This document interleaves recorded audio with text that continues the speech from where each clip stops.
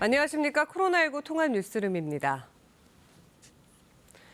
오늘부터 단계적 일상 회복이 시작되는데요. 정부는 헬로윈 특별 방역 점검과 함께 감염 취약시설 등을 대상으로 방역 패스를 도입하기로 했습니다. 김혜주 기자가 보도합니다.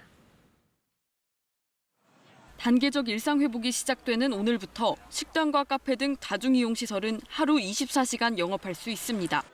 사적 모임 인원도 수도권은 10명, 비수도권은 12명까지 가능해집니다. 다만 접종 완료자를 중심으로 방역 규제가 완화되다 보니 미접종자들이 들어갈 수 없는 장소들도 늘어납니다.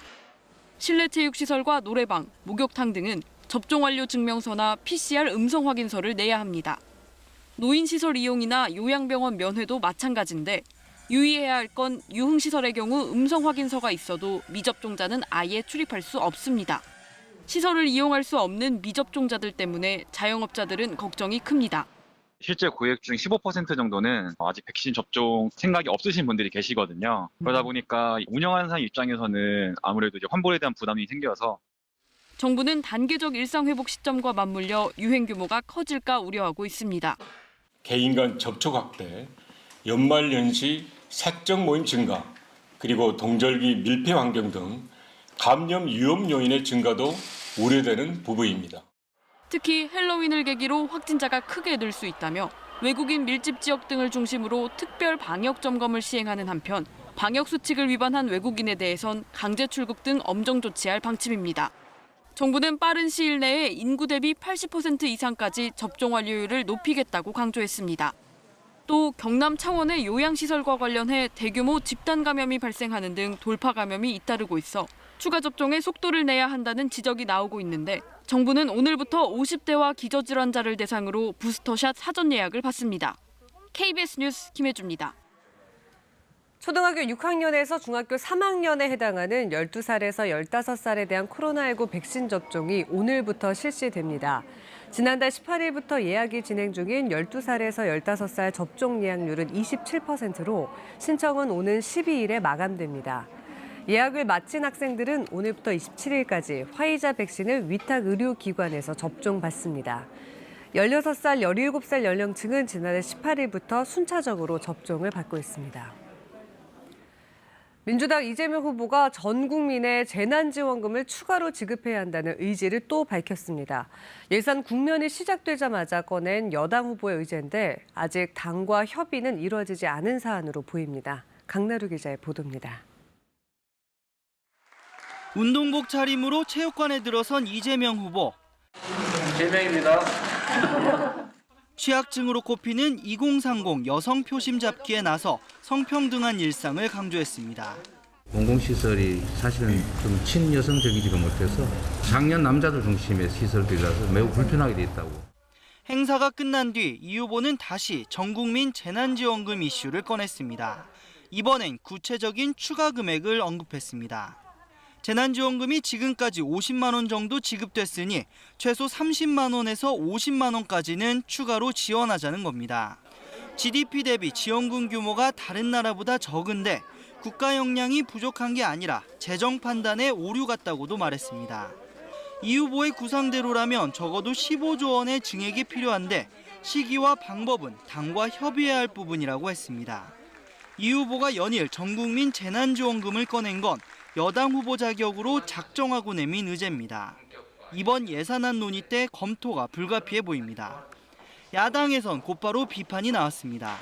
정의당 심상정 후보는 필요한 건 공공의료와 방역 시스템을 구축하는 거라고 비판했습니다. 국민의 세금은 집권 여당의 정책 유불리에 따라서 꽃감 빼먹듯 쓰는 꿀단지가 아닙니다. 국민의힘 내에서도 표를 매수하겠다는 금권선거 카드라는 주장이 나왔습니다. KBS 뉴스 강나루입니다. 국민의힘은 대선 경선 마지막 토론회를 마치고 오늘부터 당원 투표에 들어갑니다. 어제 토론회에서 4명의 후보들은 자신만이 민주당 이재명 후보를 꺾을 적임자임을 강조하면서 민심과 당심에 호소했습니다. 안다현 기자가 보도합니다. 당원 투표를 하루 앞둔 어제 주자들은 대국민 호소에 나섰습니다. 영상 메시지를 낸 윤석열 후보는 대통령직에 전문가는 없다며 지지를 호소했고 맞불 회견을 연 홍준표 후보는 박근혜 전 대통령 출당 조치를 사과하고 박근혜, 이명박 두 전직 대통령을 사면하겠다며 당심에 호소했습니다. 유승민 후보는 대구를 찾아 서운한 감정을 거두어달라 했고 원희룡 후보는 대장동 의혹 현장에서 이재명 공격 수임을 강조했습니다. 마지막 토론회의 최대 쟁점은 민주당 이재명 후보를 이길 본선 경쟁력이었습니다.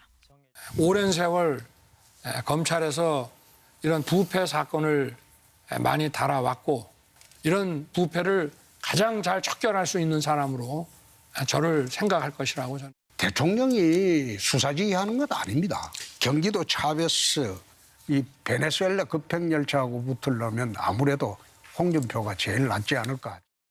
정책적으로 그 사람들이 가장 껄끄러운 상대고 도덕성 아무 문제 없었고 이랬기 때문에 본선에서는 유승민이 제일 강하다라는 걸 민주당 사람들이 자기들 입으로 이재명을 잘 모르고 싸우면 어떻게 되는지를 우리 국민들과 당원들이 정말 속이 타면서도 어쩔 수 없었던 그러한 국감의 기억을 다시 되풀이하시겠습니까?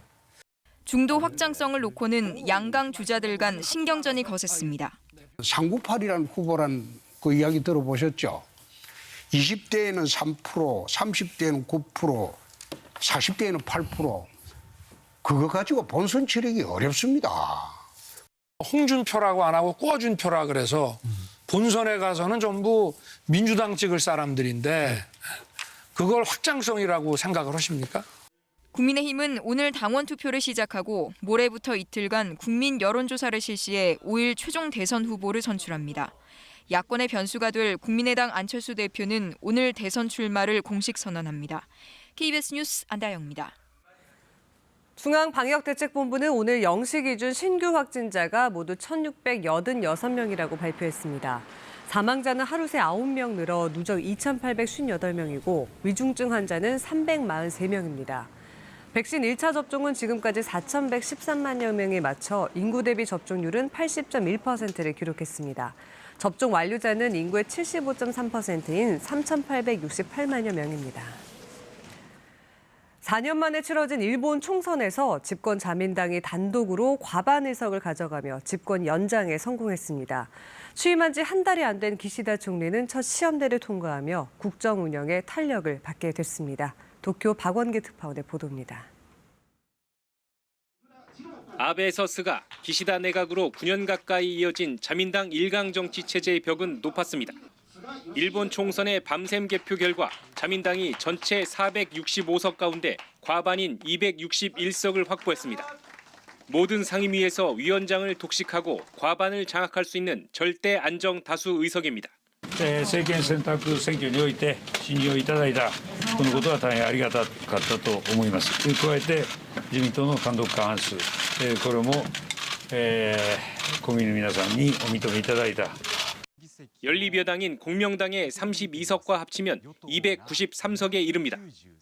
자민당 총재인 기시다 총리는 이번 총선에서 자민당과 공명당, 연립여당의 승패 기준을 과반인 233석으로 제시했습니다. 전임 아베 정권의 비리 의혹, 스가 정권의 코로나19 부실 대응 등으로 선거 전망이 어둡다 보니 그만큼 목표를 낮춰 잡았던 건데 결과는 예상을 뛰어넘었습니다. 전보다 의석이 10여 석 줄었지만 국정 운영은 무난히 뒷받침할 수 있는 숫자입니다. 제1야당인 입헌민주당을 포함해 5개 주요 야당은 전국 287개 지역구 가운데 217곳에서 후보 단일화를 이뤘지만 별 효과를 거두지 못했습니다. 이전 아베 스가 정권의 폐해를 비판하며 정권 교체를 외쳤는데 의석수는 전보다도 줄어들게 됐습니다. 오히려 단일화에 동참하지 않은 우익 성향의 일본 유신회가 기존 11석에 4배에 육박하는 의석을 확보하며 약진했습니다. 취임 한 달도 안 된 기시다 총리는 이번 첫 시험대 통과로 권력 기반을 지키면서 국정 운영에도 힘을 받게 됐습니다. 도쿄에서 KBS 뉴스 박원기입니다. 어젯밤 일본 도쿄 지하철에서 20대 남성이 흉기를 휘둘러 20명 가까이 다쳤습니다. 용의자는 헬로윈 데이를 맞아서 영화 배트맨 속 악당 복장을 하고 있어서 승객들이 처음엔 별다른 경계를 하지 않았던 것으로 전해졌습니다. 정창화 기자가 보도합니다. 놀란 승객들이 비명과 함께 지하철에서 다른 객차로 내달립니다. 잠시 뒤 뒤편 객차에선 화염이 여러 차례 솟구칩니다. 어젯밤 8시쯤 일본 수도 도쿄도 조후시를 운행 중이던 게이오센 전철에서 20대 남성이 흉기를 휘둘렀습니다. 이 남성은 또 기름으로 추정되는 액체를 뿌리며 차량 내에 불까지 질렀습니다. 일본 언론들은 이 남성이 염산을 뿌렸고 부상자가 17명에 이른다고 보도하기도 했습니다. 부상자 중 흉기에 찔린 60대 남성 1명은 중태로 의식불명 상태인 것으로 전해졌습니다. とりあえず逃げてきただけで逃げろとかっていう感じじゃなくてなんだって感じで思ってたらなんか中程度のポンっていう音とともに炎と煙が見えまして 24살 남성 용의자는 현장에서 살인 미수 혐의로 체포됐습니다. 이 남성은 영화 배트맨 속 악당 조커처럼 녹색 셔츠에 파란색 상하이 정장, 보라색으로 보이는 코트를 입고 있었습니다. 때문에 현장 목격자들은 용의자가 헬로윈 복장을 한 것으로 생각했던 것으로 전해졌습니다. 요미우리 신문은 이 남성이 경찰 조사에서 사람을 죽여 사형당하고 싶었다고 진술했다고 보도했습니다. 흉기 난동에 이은 방화로 지하철 내부 일부가 타고 30분 만에 불은 꺼졌지만 10월 마지막 휴일에 귀가 중이던 도쿄 주민들은 놀란 가슴을 쓸어내려야 했습니다. KBS 뉴스 정청화입니다. 이탈리아 로마를 방문 중인 조 바이든 미국 대통령이 공급망 회복 관련 정상회의를 주재하고 각국 정상들에게 전 세계의 공급망 문제 해소와 재발 방지를 위한 조치를 촉구했습니다. 공급망 문제 해결을 위한 미국의 초점은 중국을 견제하는 데 맞춰져 있다는 게 분석입니다. 보도에 이영현 특파원입니다. 조 바이든 대통령은 현지 시각 31일 EU를 포함해 우리나라 등 14개 나라가 참여한 가운데 글로벌 공급망 회복 관련 정상회의를 주재했습니다. 바이든 대통령은 이 자리에서 전 세계의 공동 대응을 촉구했습니다. It isn't a problem any one of our nations can solve through unilateral actions. Coordination is the key, the reason for this meeting. 바이든 대통령은 노동 문제와 기후 변화 대응을 언급하며 공급망 회복의 당위성을 강조했습니다. To ensure our supply chains are free from forced and child labor, supporting the dignity and the voice of workers, and are in line with our climate goals. 바이든 대통령은 국제사회의 협조를 당부하면서 추가 자금 지원과 함께 국방 비축분 방출 방안을 검토하고 있다는 점도 공개했습니다. I'm allocating additional funding to help American partners as well as the United States so that ships can get in and out of our ports faster. 바이든 대통령은 이에 앞서 미국과 EU가 철강, 알루미늄 산업 분야의 관세 분쟁을 끝내는 데 합의한 것은 일자리와 기후 문제 해결을 동시에 고려한 것임을 밝혔습니다. The United States and the European Union have reached a major breakthrough that will address the existential threat of climate change while also protecting American jobs and American industry. 이러한 조치는 철강, 알루미늄 생산 세계 1위인 중국의 값싼 물량 공세와 이에 따른 공급 과잉에 공동으로 맞서기 위한 것임을 분명히 한 셈입니다. 이와 관련해 지나 러몬도 미 상무장관은 중국 철강의 낮은 가격은 탄소 배출 등 환경 기준 부족에서 시작된 것으로 이것이 기후 변화에 악영향을 미쳤다고 언급했습니다. 미국 언론들은 EU와 철강 관세 합의를 비롯해 공급망 문제 해결을 위한 공동 대응 촉구는 모두 중국을 견제하는 데 초점이 맞춰져 있다고 분석하고 있습니다. 로스앤젤레스에서 KBS 뉴스 이영현입니다. 오늘 오전 6시 15분쯤 일본 이바라키현 미토 북동쪽 19km 지역에서 규모 5.2의 지진이 일어났습니다. 이 지진으로 인접한 후쿠시마현 등지에서 최고 진도 4의 흔들림이 관측됐고 도쿄에서도 강한 진동이 감지됐습니다. 피해 여부와 규모는 아직 파악되지 않고 있습니다. 일본 기상청은 이 지진의 진원 깊이는 약 60km로 쓰나미 발생 우려는 없다고 밝혔습니다. 이번엔 KB증권 연결해서 오늘의 주식시장 알아보겠습니다. KB증권입니다. 미증시의 훈풍에 힘입어 국내 증시는 양시장 상승하며 출발했습니다. 코스피는 2,990선 회복을 시도 중이고 코스닥은 990선에서 기관의 매수세가 이어지고 있습니다. 이 시각 현재 코스피는 15.01포인트 상승한 2,985.69에 코스닥은 6.32포인트 오른 998.65에 거래되고 있습니다. 간밤 미국 증시는 시장금리 하락세에 3대 지수 모두 사상 최고치로 마감했습니다. 코스피는 개인과 외국인의 매도에도 기관의 매수에 상승 흐름을 나타내고 있습니다. 현재 코스피 시가총액 상위 종목들이 대부분 빨간불을 켜는 가운데 삼성전자는 7만 원 선을 회복해 나가며 오름세를 보이고 있습니다. 또한 엔캠이 코스닥 상장 첫날 급등하고 있는 모습입니다. 반면 호텔신라는 기대치에 못 미치는 3분기 실적 발표에 5% 이상 하락하고 있습니다. 이 시각 현재 달러화에 대한 원화 환율은 1,174원 10전에 거래되고 있습니다. 지금까지 KB증권이었습니다.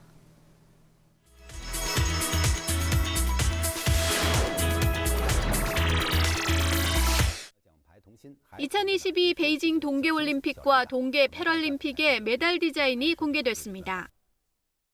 가장 큰 특징은 가운데 동그라미를 중심으로 여러 개의 원들이 동심원을 만들어가고 있는 것입니다.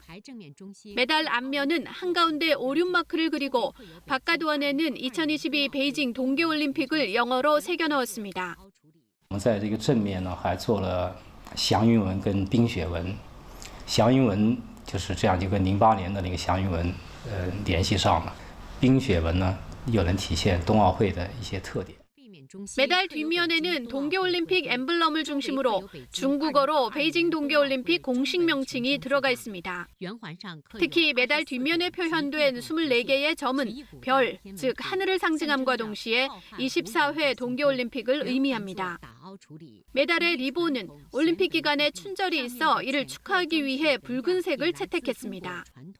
전반적으로 단순하고 소박한 디자인이 검소하고 안전한 대회를 치러야 한다는 사회적 요구에 잘 부응했다는 평가가 나오고 있습니다.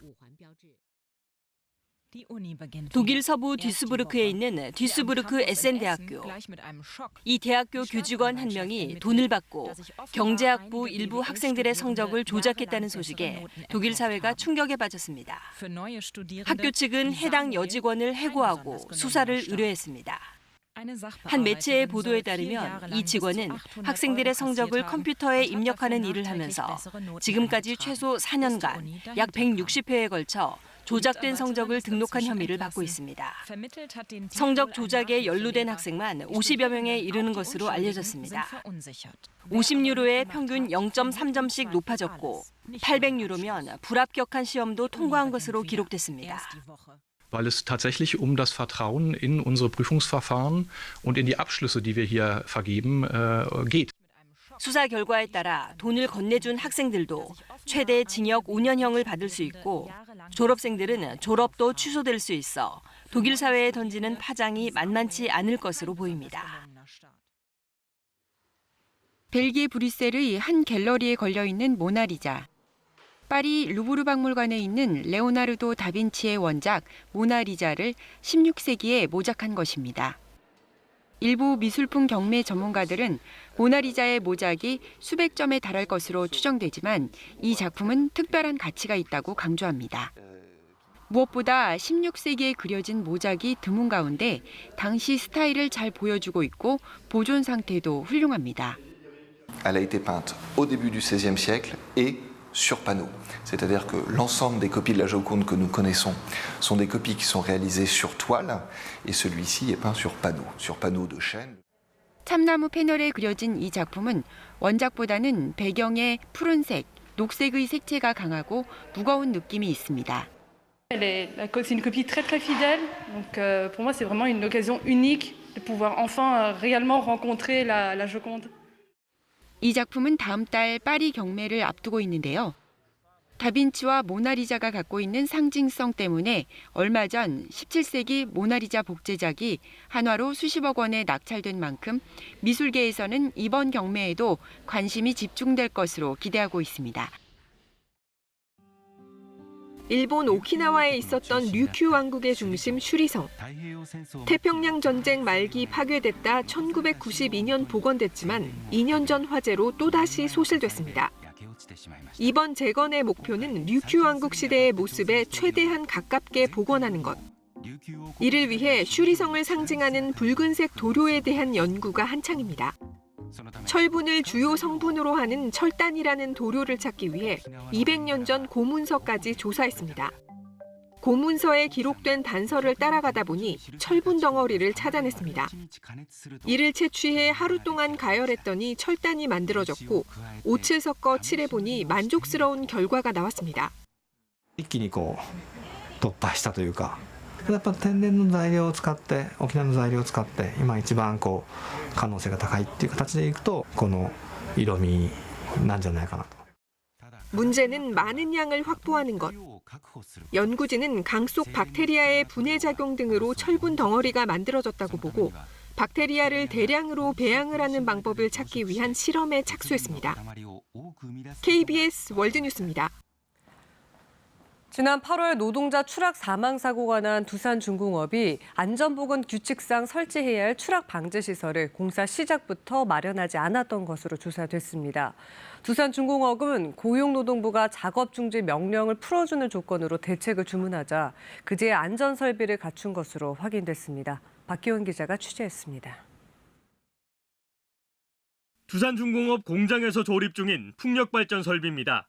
지난 8월 40대 노동자가 이 설비를 점검하다가 7m 아래로 추락해 숨졌습니다. 당시 안전설비는 없었습니다. 회사 측은 산업안전보건법상 설치 의무가 없다고 해명했습니다. 추락망 설치 우리가 규정 위반은 전혀 아니랍니다. 일단 높이하고는 전혀 관계가 없대요. 하지만 두산중공업은 사고 한 달여 뒤인 지난 9월 말 3천여만 원을 들여 추락방지 시설을 설치했습니다. 고용노동부가 작업중지 명령 해제 조건으로 추락방지 대책을 주문하자 그제서야 안전설비를 갖춘 겁니다.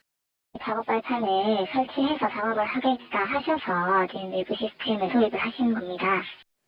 사망사고가 난 설비는 두산중공업이 2018년 국책과제로 따낸 8메가와트급 대용량 해상풍력발전 설비입니다.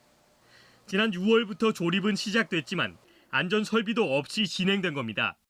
빨리빨리 단계가 있다 보니까 좀 그래서 그런 부분은 못 갖춰주세요. 설계 단계부터 안전보건규칙상 추락방지 시설을 갖췄다면 막을 수 있었던 사고라는 지적이 나옵니다. 안전조치를 어떻게 하고 그에 대한 비용을 어떻게 투여하고 책임자 누군가를 지정하고 했더라면 사실상 이런 사고가 안 일어났겠죠. 고용노동부 창원지청은 두산중공업 근로감독을 통해 산업안전보건법 위반 94건을 적발해 4,500여만 원의 과태료를 부과했습니다. KBS 뉴스 박기훈입니다. 코로나19로 수혜와 타격을 입은 업종이 극명히 갈리면서 업종별 임금 격차가 커졌다는 분석이 나왔습니다. 인터넷 기업 직원들의 임금은 늘고 여행사나 항공사 직원들은 줄어든 것으로 조사됐습니다. 보도에 오규정 기자입니다. 코로나19 영향으로 인터넷 기업 직원들은 한 달 임금이 100만 원 이상 늘어난 반면 여행사나 항공사 직원들은 100만 원 넘게 임금이 줄어든 것으로 조사됐습니다. 한국경제연구원은 종업원 수 100명 이상 상장기업 1,340개사를 대상으로 코로나19 확산 전인 2019년과 올해 상반기 직원들의 평균 임금을 비교 분석한 결과 코로나19 이후 업종별 임금 양극화가 심화됐다고 분석했습니다. 보고서에 따르면 코로나19 확산 이후 임금이 가장 많이 증가한 업종은 자료 처리와 웹사이트 관리, 포털 사이트 등 인터넷 서비스 업종이었습니다. 네이버와 카카오가 대표적입니다. 이 업종에서 일하는 근로자들은 2019년 상반기 평균 2,883만 원을 받았지만 코로나19 확산 이후인 올 상반기에는 3,794만 원을 받은 것으로 집계됐습니다. 2년 사이 월 평균 152만 원가량 급여가 늘어난 셈입니다. 이어 상품중개업과 방송업, 자연과학 및 공학연구개발업, 의료용품 관련 제조업 순으로 임금이 늘었습니다. 반면 코로나19로 타격을 가장 많이 받았던 여행 서비스 업종은 2019년 상반기보다 올 상반기 임금이 774만 원 줄었습니다. 한 달 급여로 환산하면 129만 원 감소한 겁니다. 항공 여객운송업도 올 상반기 급여가 762만 원 줄었고 경영 컨설팅, 사진 장비 및 광학기기 제조업도 같은 기간 300만 원가량 줄어든 것으로 조사됐습니다. 한경연은 여행과 항공업 등 특별 고용 지원 업종의 경우 코로나19 확산세가 멈춰도 정상 회복까지는 시간이 걸릴 것으로 전망했습니다. KBS 뉴스 오규정입니다. 어린이 보호구역, 스쿨존 안에 있는 모든 도로에서 주정차가 금지됐습니다. 문제는 지자체가 허가한 학교 주변 주민들의 주차 공간도 졸지에 불법이 됐다는 건데요. 일단 법에 따라서 없애기로 방향을 잡았는데 대안이 마땅치 않아서 난감한 상황입니다. 오정현 기자가 취재했습니다. 도로교통법이 바뀌면서 주차는 물론 차를 잠시 멈추는 것도 금지된 어린이 보호구역. 어린이 보호구역이잖아요. 물건 좀 빼고 바로 움직이려고.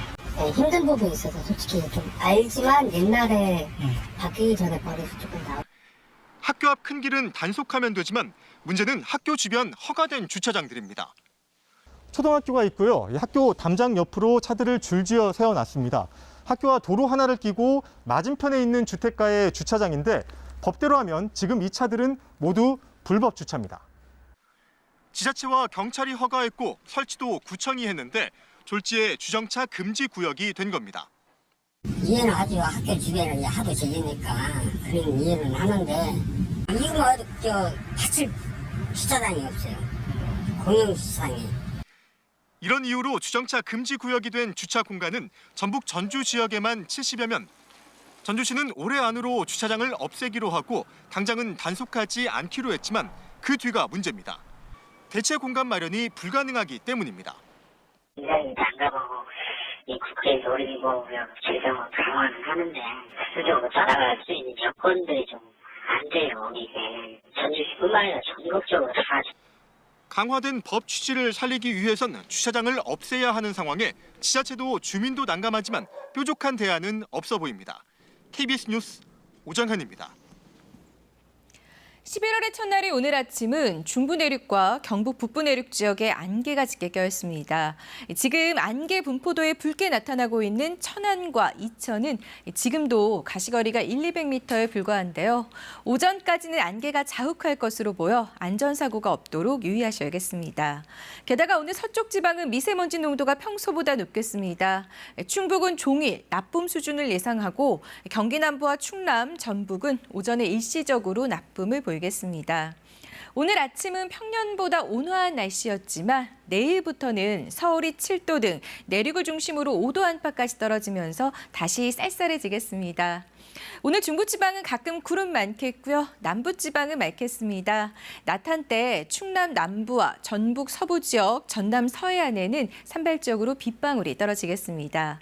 낮 최고 기온은 서울이 16도, 광주가 20도, 대구가 21도로 어제보다 1도에서 4도 낮겠습니다. 날씨 전해드렸습니다. 코로나19 통합 뉴스를 마칩니다. 고맙습니다.